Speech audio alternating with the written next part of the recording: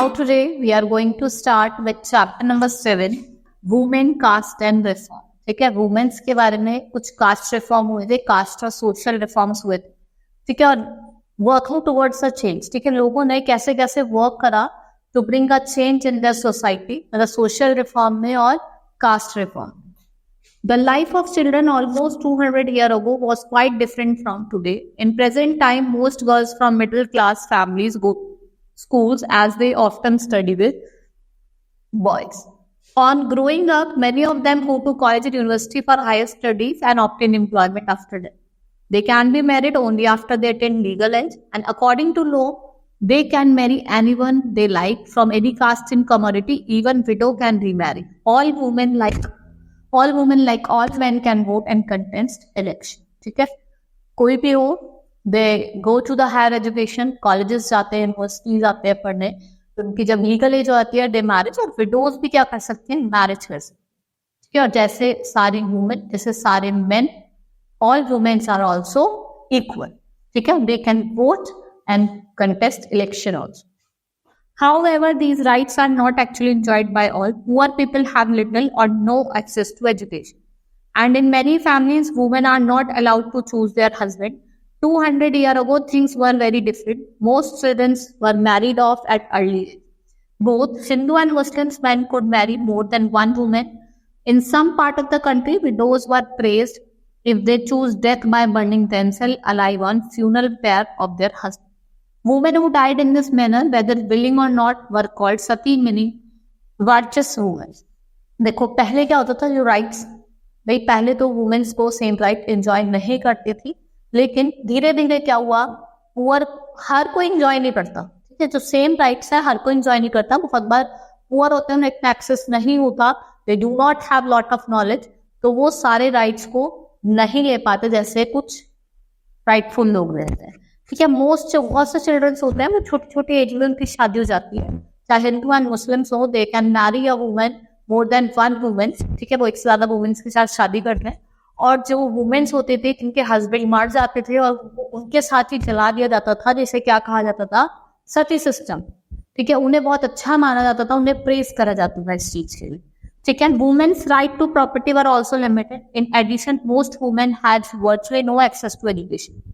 In many parts of the country, people believe that if a woman was educated, she would become a widow. लोग ये मानते थे अगर हम पढ़ा लिखा लेंगे वो क्या हो जाती, विडो हो जाए. ठीक है, पहले जो एजुकेशन की लिमिटनेस थी वुमेन्स के लिए, ठीक है, उनको ज्यादा बाहर पढ़ने के लिए नहीं भेजा जाता, नॉर्मल एज में शादी कर दी जाती थी. ठीक है, differences between men and women were not only once in the Indian society. In most regions, people were also divided along lines of caste. Brahman and Kshatriyas considered themselves into upper caste. On others, such as traders and money lenders, were placed after them. देखो ऐसा नहीं है कि खाली education के उस पर, लेकिन कास्ट के बेसिस में भी बहुत डिवीजन था. ब्राह्मण्स और जो क्षत्रियस होते थे उन्हें अपर कास्ट का माना जाता था, और जो मनी लैंडर्स होते थे, ट्रेडर्स होते थे, उसे छोटी कास्ट का माना जाता था. They were the peasants and artisans such as weavers and potters, जिन्हें हम सूट्स कहते थे. At the lowest in the hierarchy were those who labored to keep cities and villages clean or were engaged in jobs in upper caste considered polluting, that it could lead to loss of casteism. ठीक है, शूद्रास होते थे, उनसे नीचे और lower caste के लोग होते थे जो काम करते थे साफ सफाई का. ठीक है, the upper caste also treated of these groups at the bottom as untouchable. They were not allowed to enter temples, draw water from the wells used by upper caste, or bath in ponds where upper caste bath. They were seen inferior human beings. देखो ये upper caste जो होते थे, इन लोगों को bottom as untouchable मानते थे, inferior मानते थे, जिसमें बात करते थे वहां को स्पॉट में बात नहीं करने. लेकिन इनको टेम्पल में जाना मना था. They were not allowed to go to temple. और वेल्स में से पानी निकालना भी, जहां से अपर कास्ट के लोग निकालते थे, वहां से नहीं निकालते. इन्हें क्या कहा गया था, अनटचेबल्स कहा गया था. ठीक है, over the 19th century and 20th century, many of these norms and perceptions gradually changed. Let us read about. धीरे धीरे क्या हुआ, ये जो परसेप्शंस थे ये लोगों के मन में चेंज हो गए. ठीक है, working towards change. From early 19th century, we find debates and discussion regarding social customs and practice taking a new form. One important reason was development of new forms of communication. Book, newspaper, magazine, leaflets, pamphlets were printed for the first time. कुछ change इसलिए भी आया कि बहुत सारी magazines, pamphlets, leaflets छपने लगे थे, इसकी वजह से भी बहुत चेंज आया था. There were significantly cheaper and far more accessible than earlier manuscripts. Therefore, ordinary people could not read these. Many of them could also write and express their thought and ideas in their own language. Social, political, economic, and religious issues now be debated and discussed by men and sometimes by women. The discussion could reach out to wider public and could become linked to movements for social change. These debates were often started by Indian reforms. देखो बहुत सारी debates होती थी, ठीक है, women's भी पढ़ते थे, मैथ्स भी पढ़ते थे, तो लोगों के अंदर क्या हुए, चेंजेस आने लगे, ठीक है. जो रिफॉर्मर्स अपनी चेंजेस बताते थे, ठीक है, वो उस चीज की वजह से क्या हुआ, समटाइम्स क्या होता था, लोग नई नई सिटीज में आते थे और नए नए रिफॉर्म्स देखते थे, तो उससे भी क्या हुआ, एक सोशल चेंज आया. One such reformer was Raja Ram Mohan Roy, 1770 to 1830. He found that a reform association known as ब्रह्मो समाज, ठीक है. राजा राम मोहन रॉय ने ब्रह्मो समाज फाइंड करा था. कब करा था, 1772 से 1833. फिर उसको बाद में क्या कहा गया, ब्रह्मो समाज. पहले ब्रह्म सभा एंड देन ब्रह्मो समाज, ठीक है. वो कहा था कलकत्ता में. People such as Ram Mohan Roy addressed as reform because they believe that changes were necessary in the society and unjust and unfair practices had to be done away with. They felt that the best way to ensure such changes was urging people to give up all practice and adopt new way of life. वो चाहते थे कि changes लाने पड़ेंगे society में, और वो चाहते थे कि लोग ओल्ड प्रैक्टिसेस को छोड़ के नई प्रैक्टिसेस को अडॉप्ट करें. Raja Ram Mohan Roy wanted to spread the knowledge of western education, ठीक है, और ये फ्रीडम और इक्वालिटी देना चाहते थे, और ये वेस्टर्न एजुकेशन को क्या करते थे, ये वेस्टर्न एजुकेशन को स्प्रेड करना चाहते थे. He wrote about the way women were forced to bear a burden of domestic work, confined to home and kitchen, and not allowed to move out for their education. इन्होंने बताया गया, इन्होंने ये भी बताया कैसे वुमेन को बर्डन माना जाता था डोमेस्टिक वर्क के लिए, वो घर का काम करती थी, उन्हें एजुकेशन वगैरह के लिए नहीं भेजा. उन्होंने ये चीज भी बताई. Changing the lives of window. इन्होंने, राजा राम मोहन रॉय ने, जो विडोज थी जिनके साथ सती प्रथा, सती सिस्टम का यूज किया जाता था, उसको भी ये चेंज लेके आए. राजा Ram was especially moved by miserable life of widows. He started campaign against the evil practice of sati. Raja Ram Mohan Roy was well versed in Sanskrit, Persian, and several other Indian and European languages. Though his writing, he argued that practice of widow burned as sati had no sanction in ancient. उन्होंने कहा जो ये सती practice करी जाती है widows के साथ, ये एंशियंट हिस्ट्री में या एंशियंट टाइम में, पहले के टाइम में कहीं भी लिखी नहीं, ठीक है. तो इन्होंने वुमेन्स को हेल्प करा और इसको एक कंपेन स्टार्ट करा था और इसको एक इवल माना. By the early 19th century, many British officers has also begun to criticize Indian tradition. So they were keen to listen to Raja Ram Mohan, who was reputed to be learned man. Finally, in 1829, अगर हम 1829 की बात करें, तो राजा राम मोहन रॉय ने सती practice को बिल्कुल ही ban कर दिया था. The strategy adopted by Raja Ram Mohan Roy was used by later reformer. Whenever they wished to challenge a practice that appeared harmful, they tried to find a verse or sentence in the ancient sacred text and supported their viewpoint. They then suggested that practice as it existed in present was against early tradition. ठीक है, वो ये बताते थे, अगर कोई इसको करता दिखा तो ये बताते थे कि ये इसका एग्जिस्टेंस है, ठीक है, अर्ली ट्रेडिशन में उसको क्या करा गया है, उसका एग्जिस्टेंस खत्म करा गया. फिर आते हैं Ishwarchand Vidyasagar, one of the prominent reformer, use the ancient text to suggest that widow could remarry.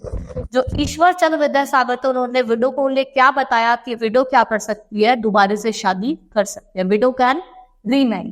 पहले तो सती में क्या होता था, उसके हस्बैंड के साथ ही उसको जलाया जाता था, चाहे उसकी इच्छा हो या ना.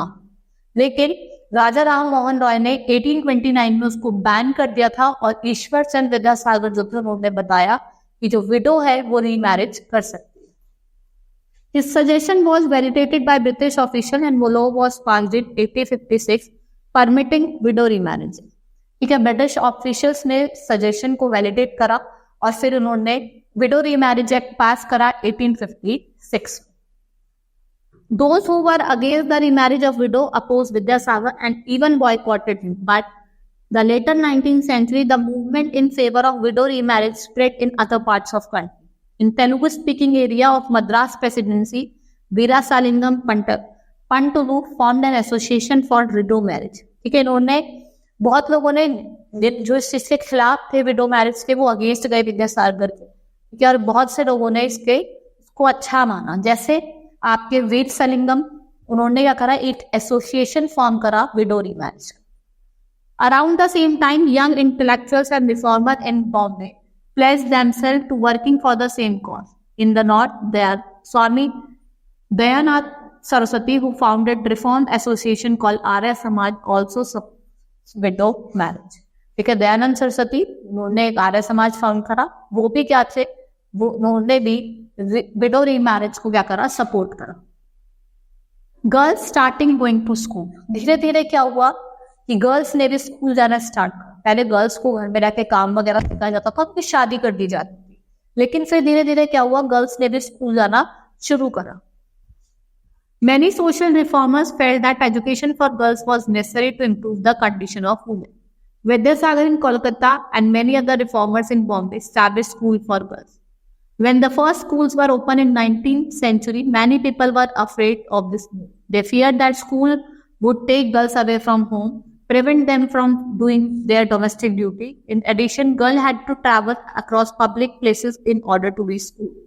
Many people feel that it would make them corrupt and they felt girls should stay away from public spaces. देखो, विद्यासागर ने कलकत्ता में या बॉम्बे में क्या करा, उन्होंने स्कूल खोला और बहुत लोग उसको देख के परेशान हुए, क्योंकि उन्हें लगा कि गर्ल्स जो होंगी वो डोमेस्टिक वर्क करेंगी नहीं और उन्हें पब्लिक प्लेसेस पे मूव करना पड़ेगा, और वो चाहते थे गर्ल्स को पब्लिक प्लेसेस पे से दूर रखना.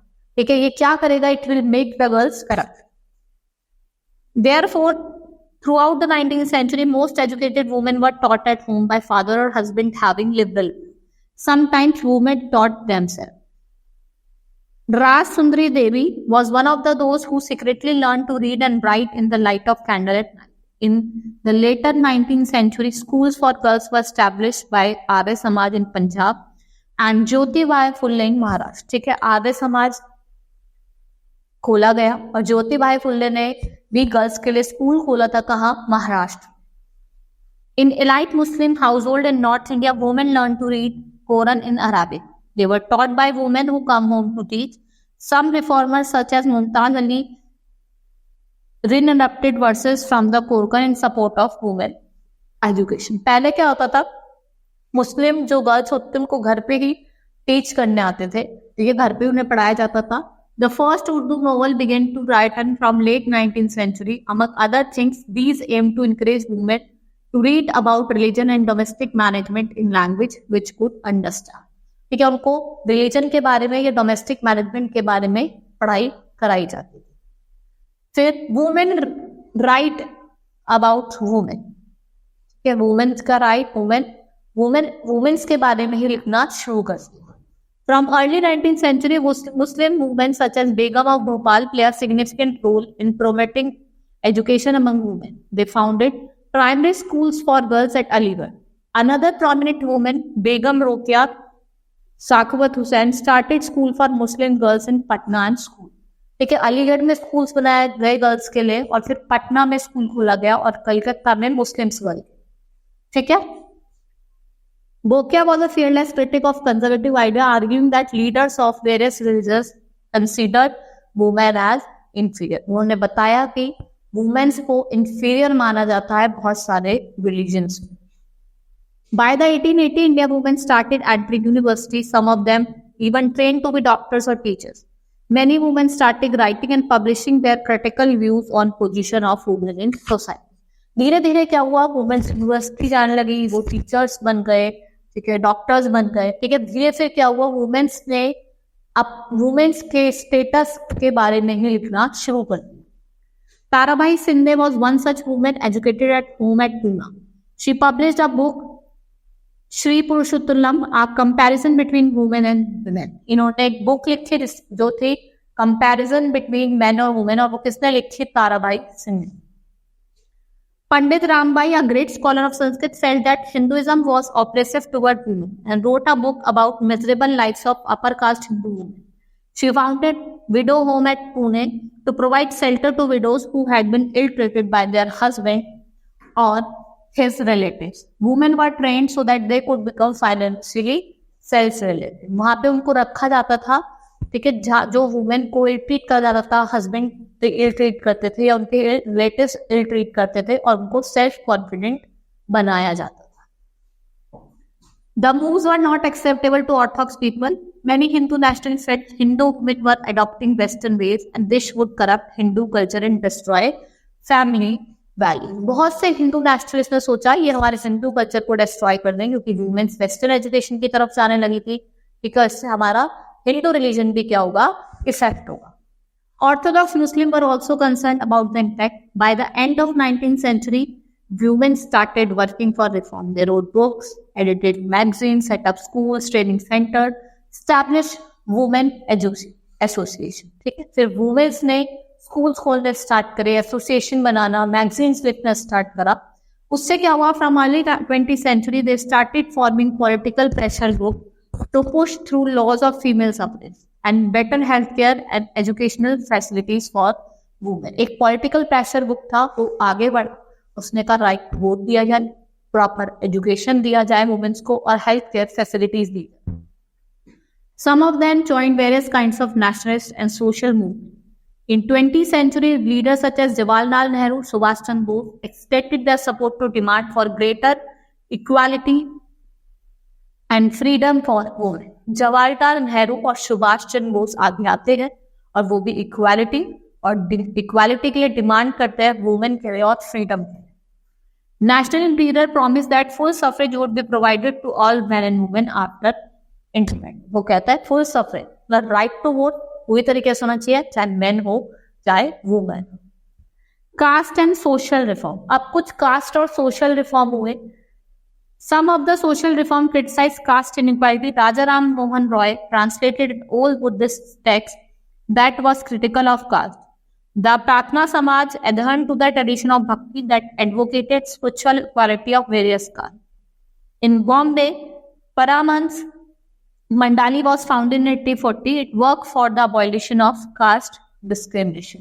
इन्होंने caste discrimination के लिए काम करा. Many of the reform and member of reform association belong to upper caste. Often secret meetings, these reforms would violate caste taboos on food and touch in an effort to get rid of presence of caste prejudices in the society. देखो पहले क्या था कि upper caste वाले जो नीचे cast के लोग होते हैं, क्या आपसे खाना नहीं खाते थे, फूड नहीं खाते थे, पानी नहीं पीते थे, तो जो कास्ट prejudices थे वो बहुत ज्यादा. There were also who questioned the injustice. Throughout the 19th century, Christian missionary schools for tribal groups, so-called lower caste children. फिर धीरे धीरे क्या हुआ? Christian missionary school tribal group के लोगों के लिए, लोअर कास्ट लोगों के लिए. Children were thus provided the necessary resources to make a place. At the same time, poor started leaving their village to look for jobs that were opening up in the towns and cities. धीरे धीरे क्या हुआ कि जो poor लोग थे वो village से सिटीज की तरफ जाने लगे फॉर द जॉब्स, ठीक है, अच्छी पढ़ाई के लिए, ठीक है, सेटल लाइफ जीने के लिए, ठीक है. और drains has to be gut, road has to be drain, ठीक है. उसके लिए क्या करता था? आपने देखा होगा जैसे सीवेज क्लीनर्स होते हैं, इनमें यूज किया जाता था. कैरियर हो गए, स्वीपर हो गए, ठीक है, इनमें इनको क्या दी जाती थी? लेबर की बहुत ज्यादा डिमांड होती थी, तो ये लोग यहाँ जॉब करते. Where does this labor come from? Poor people from the village and small town, mostly from low caste, started moving to cities where there were new demands of labor. ठीक है, जो पुअर पीपल थे village से या small town से और जो lower caste, ठीक है, जिनके पास जॉब नहीं थी, तो सिटीज में जाके मूव करने लगे और वो इनका काम करने लगे. ठीक है, आपने देखा होगा कि कुछ वर्कर्स जो थे, प्लांटेशन वर्कर्स, जो असम से, मॉरिशस से, इंडोनेशिया से आए. ठीक है, working condition in the new location was often very harsh. However, poor The people from low caste witnessed this as an opportunity to get rid of oppressive hold that the upper caste landowners exercised upon their life resources and daily humiliation they suffer. Lower caste वाले लोगों ने सोचा कि upper caste वाले लोग इतना humiliate करते हैं हमें, इससे बचने के लिए हम क्या करते हैं, बाहर चले जाते हैं सिटीज वगैरह में और वहां जाके काम करते हैं. In addition to above mentioned jobs, there were other opportunities also. The army offered new opportunities. A large number of Mahar people who were regarded as untouchable secured jobs in Mahar regiment. जो untouchables इन्हें कहते थे उनको jobs मिल गई कहाँ, Mahar regiment में. और the father of B.R. Ambedkar, the leader of the Dalit movement. ठीक है, वो क्या थे, लीडर थे Dalit movement. Demands for equality and justice, फिर डिमांड होने लगी इक्वालिटी के लिए, जस्टिस के लिए. By the second half 19th century, people with non-Brahmin caste started organizing movement against caste discrimination and demanded social equality and justice. लोग caste discrimination की तरफ मूवमेंट स्टार्ट करने लगे, खड़े होने लगे. उन्हें कास्ट में क्या चाहिए, इक्वालिटी चाहिए और जस्टिस चाहिए. Sanatani movement in Central India was founded by Ghasidas, who worked in support of leather workers and organized a movement to improve their social status. और उन्होंने क्या करा, मूवमेंट स्टार्ट करी, improve the social status of the people. In Eastern Bengal, Haridas Thakur Matua sect worked among Chandela cultivators. Haridas questioned Brahminical texts that supported the caste system. In Kerala, Guru from Izava caste, Sri Narayan Guru proclaimed idol's unity for his people. He argued against treating people unequally on basis of caste differences. ये लोगों के साथ खड़े हुए और इन्होंने कहा कि जो कास्ट डिफरेंसेस की वजह से लोगों के साथ इनइक्वालिटी होनी चाहिए उसको हटाया जाए, वो चीज ना हुए. According to him, entire mankind belonged to same caste. He famously said, "Oru jati oru matam, oru devan manushai," मतलब one caste, one religion, one God for mankind. एक ही कास्ट हो, एक ही रिलीजन हो और एक ही गॉड हो. वो ये स्लोगन देते हैं.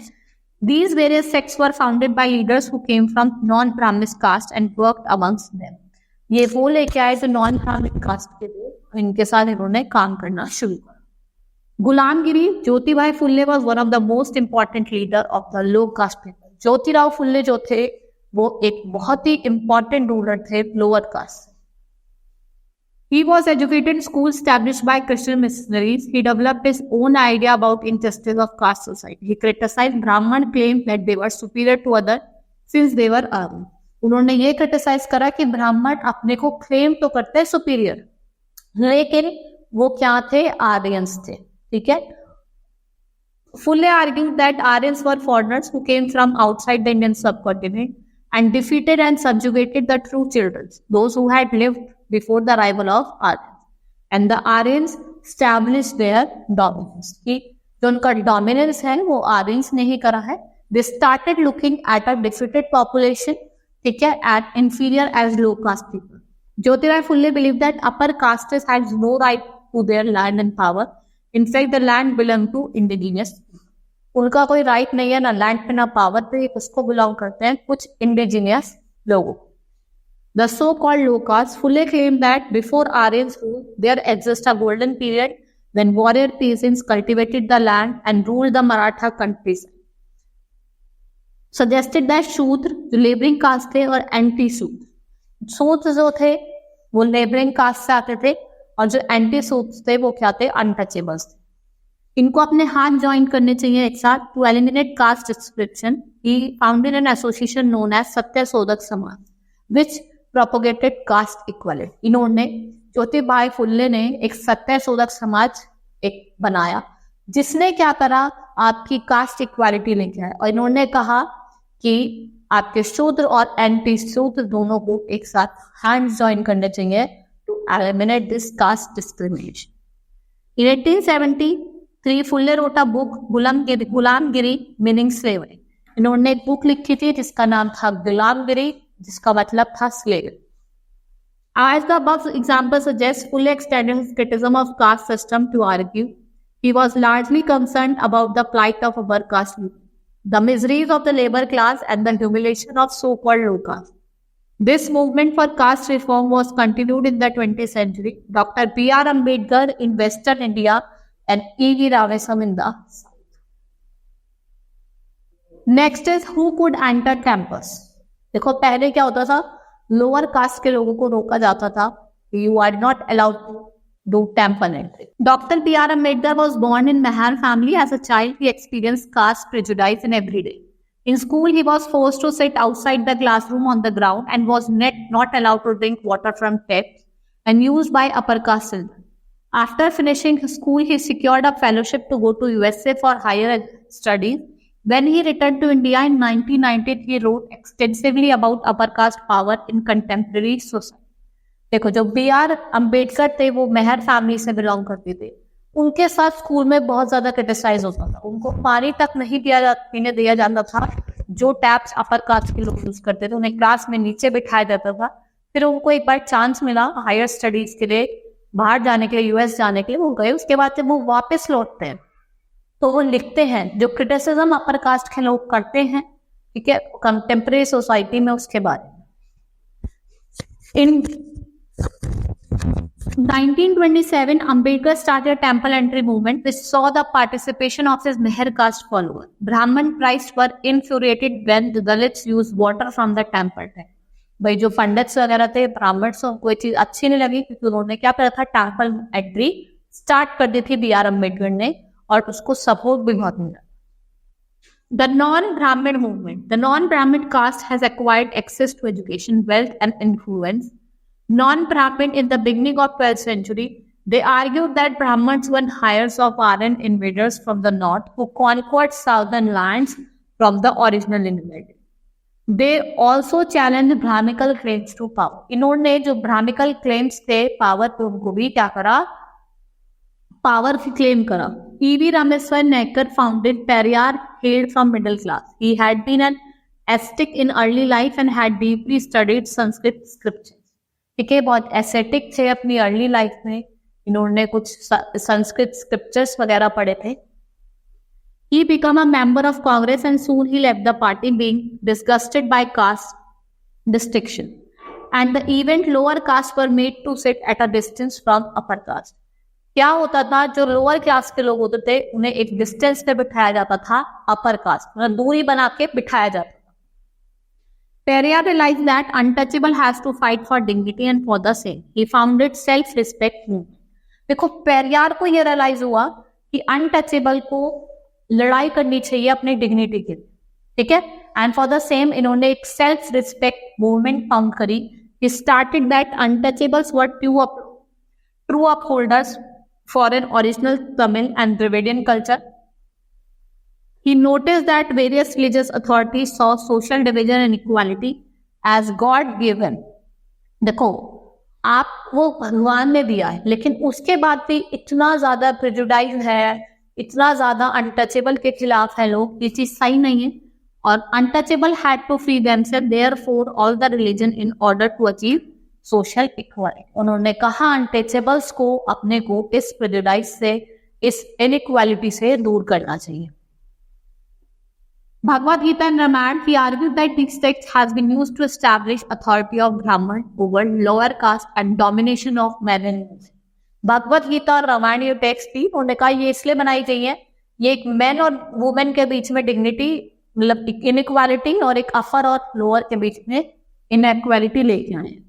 The forceful speeches, writing and movement lower caste leader did lead to rethinking and self-criticism to certain extent among upper caste. But the Orthodox Hindu society also reacted, founding Sanatan Dharam Sabha and Bharat Dharm Mahamata in the north. ये कुछ सभा इन्होंने find करी थी, ठीक है। The object of this association was to uphold caste distinction as a cornerstone of Hinduism. इनका जो ऑब्जेक्टिव था इन एसोसिएशन को बनाने का वो क्या था कि जो ये कॉर्नरस्टोन है हिंदुइज्म का, कास्ट डिस्टिंक्शन है, इसको दूर रखा जाए। Now association for reform, Ramakrishna Mission of Swami Vivekananda. Swami Vivekananda का रामकृष्ण मिशन है। Swami Vivekananda whose original name was Narendranath Dutt founded Ramakrishna Mission named after his guru Ramakrishna Paramahansa. Ramakrishna mission stressed upon the ideal of solvation through social service, कि आप solvation करें किसके through, social service के through और self action के through. Swami Vivekananda combined the simple teaching of Sri Ramakrishna with his well-founded modern outlook and spread them across the world. After listening to the speech in the World Parliament of Religion at Chicago, New York, reported, "We feel how foolish it is to send missionary to this learned nation." कितने हम foolish हैं कि हम एक इतने learned mission में हम क्या कर रहे हैं, नेशन में हम क्या भेज रहे हैं, मिशनरी भेज रहे हैं. Swami Vivekananda was the first modern Indian to reestablish the spiritual preeminence of Vedanta philosophy on international scale. Moreover, he was extremely moved by poverty and misery of his country. He firmly believed that any reform could become successful only by uplifting the condition of masses. अगर आप masses की condition को uplift कर देंगे तो कोई भी association हो, कोई भी movement हो, वो अपने ऊपर उठ जाएगा. He urged the Indians to rise above the narrow of religion of the nation and participate jointly service of the nation. By sending out this call, he made a signal contribution to nascent nationalism of India. His sense of nationalism was extremely elaborate in the conception. Swami Vivekananda believed that most of the challenges faced by men could only be overcome if the nation of the world come together on a equal footing. ये जो challenges हैं ये तभी खत्म हो सकता है अगर पूरा नेशन एक साथ आके इस चीज के लिए लड़े और इस चीज के लिए खड़े. ब्रह्मो समाज 1830 ब्रह्मो समाज prohibited all forms of idolatry, sacrifice, believe in Upanishad, forbid his member from criticizing. It critically drew up the idols of religion, especially of Hinduism, Christianity, looking at their negative and positive aspects. वो यही कहा गया है, इसमें जो था किसी भी तरह का सेक्रीफाइस, आइडोलेट्री सब कुछ बंद कर दिया गया था. और क्या कहा गया था, आपको कोई भी रिलीजियस प्रैक्टिसेस को क्रिटिसाइज नहीं करना है और आपको दोनों चीजें देखनी है, नेगेटिव एस्पेक्ट्स भी देखना और पॉजिटिव एस्पेक्ट्स भी देखना. Now Aligarh movement. Mohammedan Anglo Oriental College founded by Syed Ahmad Khan in 1857 at Aligarh was later renamed as Aligarh University. ठीक है, पहले उसका नाम था सैयद अहमद खान. ठीक है, मोहम्मद एंग्लो ओरिएंटल कॉलेज जो किसने फाइंड करा था, सैयद अहमद खान ने. और कहा, अलीगढ़ में. और फिर उसका नाम क्या कर दिया गया था, Aligarh Muslim University. The institution offered modern education including western science to the Muslim, known as Aligarh movement. It has an astounding impact in sphere of education reform. फिर आपकी डरजोया और यंग बंगाल मूवमेंट आ जाती है. Henry लॉइस was a teacher at Hindu College, Kolkata. He promoted radical ideas and encouraged his people to question all authority. Referred to as Young Bengal movement. आप क्या कर सकते थे, अपनी अथॉरिटीज को क्वेश्चन कर सकते थे. इससे कोई क्या कहा गया था, यंग बंगाल मूवमेंट क्या था. His students attacked social tradition and custom, demanded education for women and campaigned for freedom of thought and expression. और किसके लिए campaign करा, freedom of expression और education के लिए, expression के लिए. फिर आता है हमारा प्रार्थना समाज. प्रार्थना समाज was founded in 1867.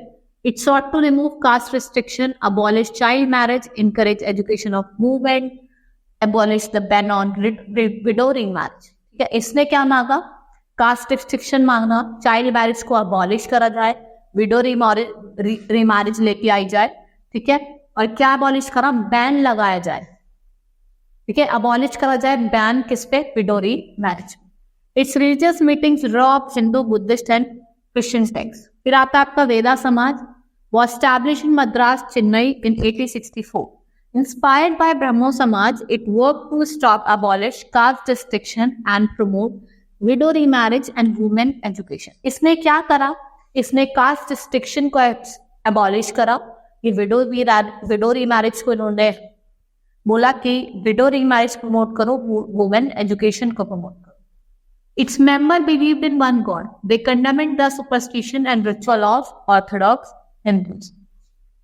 फिर आपका सिंह सभा मूवमेंट होती है. ठीक है, अमृतसर खालसा कॉलेज. ठीक है, द फर्स्ट सिंह साहब was established at Amritsar 1873 and Lahore. ठीक है, पहला तो अमृतसर में हुआ 1873 में, उसके बाद लाहौर में हुआ 1879।